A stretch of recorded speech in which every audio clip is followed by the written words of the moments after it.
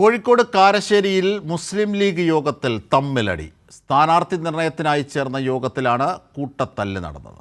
ലീഗിന് ലഭിച്ച സീറ്റിൽ കോൺഗ്രസുകാരനെ മത്സരിപ്പിക്കുന്നതിനെ ചൊല്ലിയാണ് തർക്കമുണ്ടായത്. മുസ്ലിം ലീഗ് നേതാവ് നടുക്കണ്ടി അബൂബക്കറിനെ കയ്യേറ്റം ചെയ്തു.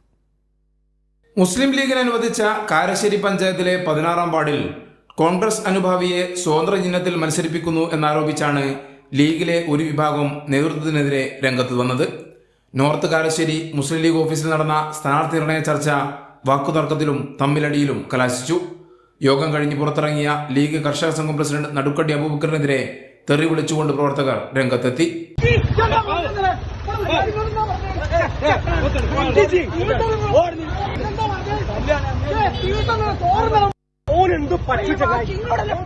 അബൂബക്കറിനെ പ്രവർത്തകർ സ്ഥലത്തു നിന്നും മാറ്റുകയായിരുന്നു. യോഗം കഴിഞ്ഞിറങ്ങിയ പ്രവർത്തകരും പ്രതിഷേധിച്ചുകൊണ്ടാണ് എത്തിയത്. ലീഗിന് ലഭിച്ച സീറ്റിൽ കോണി ചിഹ്നത്തിൽ തന്നെ മത്സരിക്കണമെന്ന് പ്രവർത്തകർ പറഞ്ഞു. ഞാൻ 5 ആളിലെ ഒരു കമ്മിറ്റിയിലെ ഒരാളാ. ഞങ്ങൾ 2 ആളുകൊണ്ട് പറയാതെ ഓല് 3 ആൾ തീരുമാനിച്ച അതിന് ആൾക്കാർ സപ്പോർട്ട്.